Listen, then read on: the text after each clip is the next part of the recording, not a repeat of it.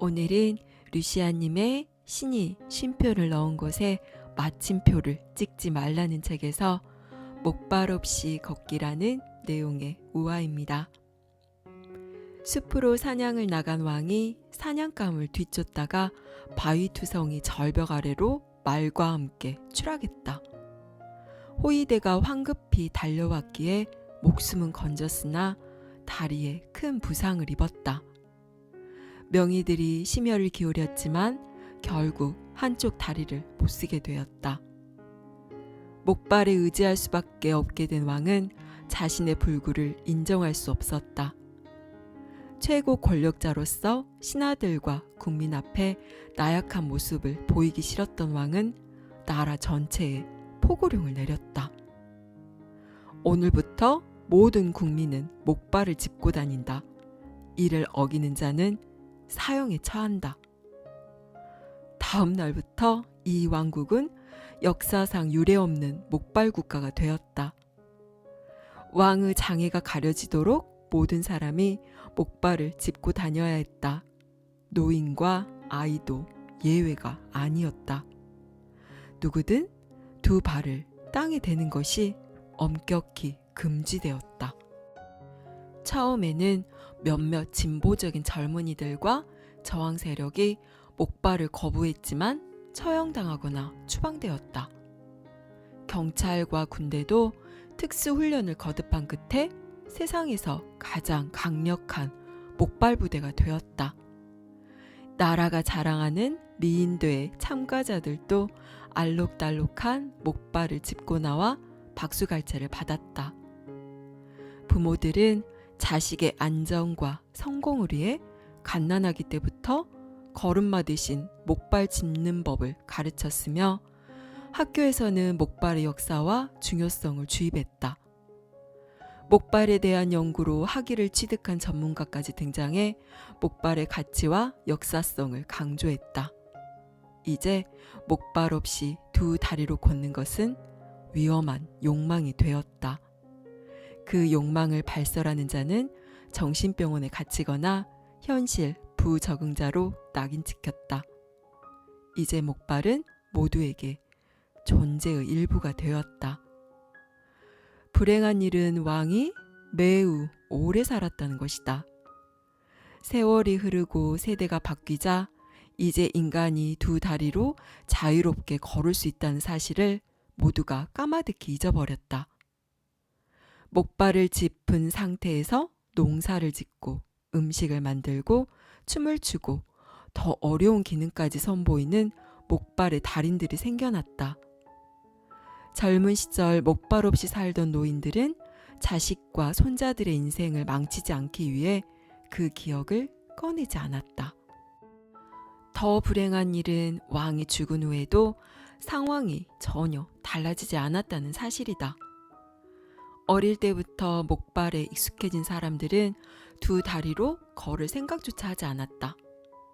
설령 목발을 본래적인 것이 아닌 후천적인 굴레로 여겨 벗어던지려 시도해도 이미 다리가 허약해져서 군중의 조롱을 사며 넘어질 뿐이었다.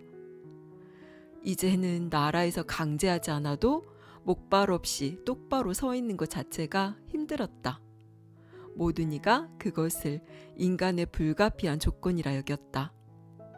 목발 이론과 사상으로 기득권을 차지한 사람들도 이 상황에 한몫을 했다. 이는 왕의 뒤를 이은 통치자들에게도 유리한 조건이었다. 목발을 짚은 시민들은 무엇보다 통제가 쉬웠다. 외부에서 강요하기 전에 스스로를 자기 한계에 가두어 자유를 포기했기 때문이다. 왕의 죽음과 함께 강제 법령이 자연히 폐지되었음에도 불구하고 목발에 의존하지 않는 삶을 말하는 것 자체가 비현실적인 망상으로 비난받았다. 한편 왕이 사냥 중에 절벽으로 추락한 지점에서 그리 멀지 않은 곳에 한 사람이 살고 있었다. 그는 일찍이 목발의 부당성과 어리석음을 깨닫고 숲으로 들어와 살기 시작했다.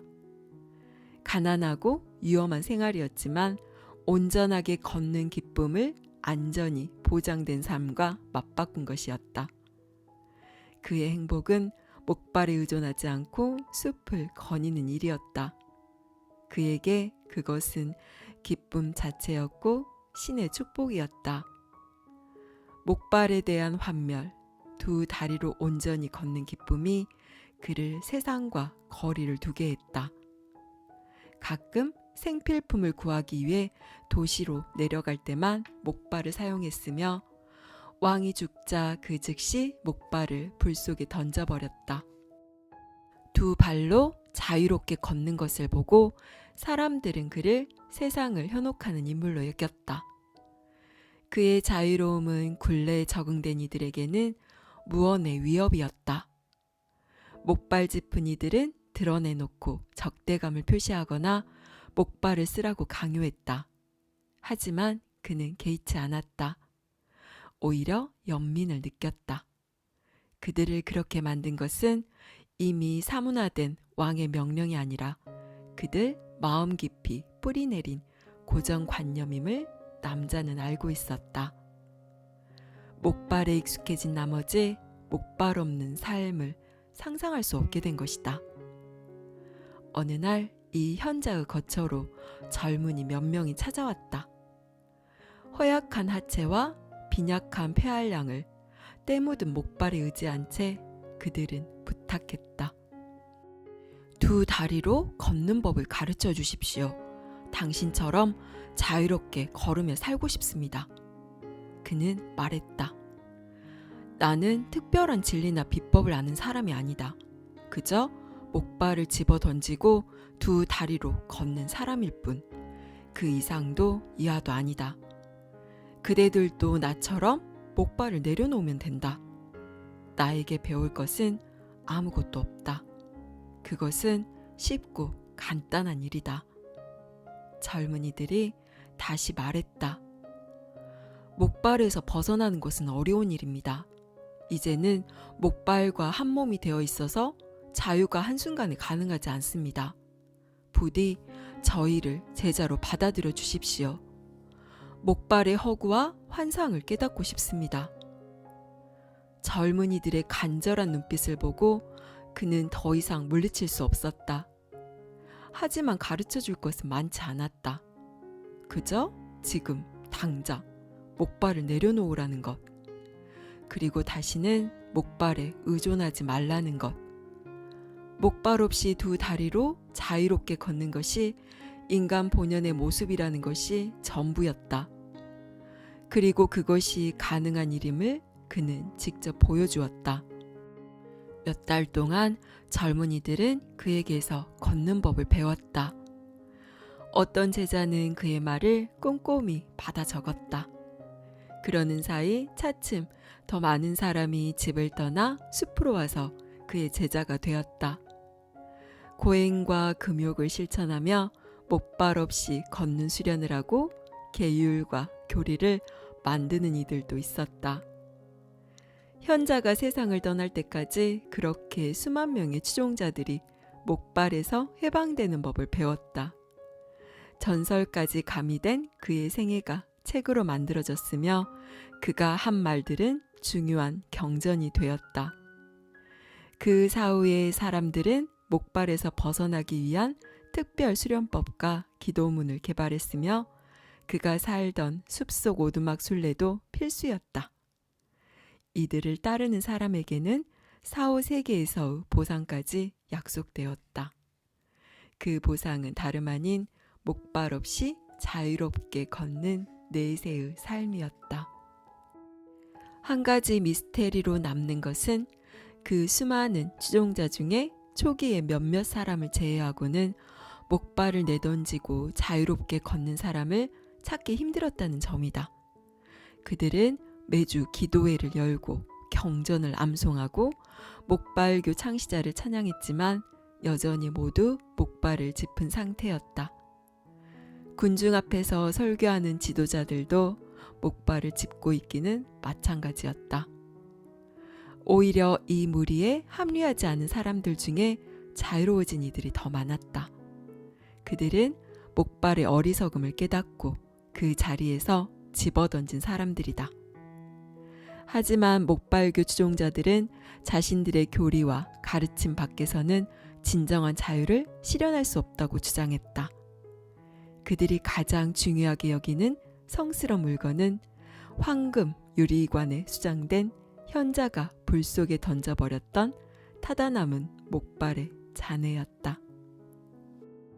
여기까지 루시아님의 신이 쉼표를 넣은 곳에 마침표를 찍지 말라였습니다. 이 우화를 듣고 어떤 생각이 드시나요? 말도 안 되고 우스꽝스러운 이야기라고 생각하시나요? 하지만 가만히 들어보면 바로 우리들의 이야기임을 알 수 있습니다. 두 발로 걸을 수 있던 사람들이 목발의 의지에 걷다 보니 걷는 방법을 잊어버린 것처럼 본래는 무한한 존재인 인간도 자신을 한계짓는 생각에 길들여지다 보니 우리의 본성을 잊어버린 게 아닐까요? 무한한 능력을 지닌 우리가 생각과 감정으로 이 현실을 창조하고 체험하기 위해 이 세상에 왔는데 오히려 그 사실을 잊어버리고 스스로가 만든 현실에 갇혀버린 건 아닐까요? 스스로가 만든 세상에 갇혀서 나를 구원해주라고, 여기서 빼내달라고 신을 만들어 매달리고 여러 신비 주술들과 교리들을 만들어낸 것은 아닐까요? 나를 구원해줄 수 있는 것도, 내가 갇힌 현실을 빠져나올 수 있는 열쇠도 모두 우리 안에 있습니다. 그저 기억해내기만 하면 됩니다. 원래는 한계없고 무한한 우리 존재의 본성을 기억해내기만 하면 됩니다. 고요히 내 안을 들여다보는 하루 되세요. 감사합니다. 사랑합니다.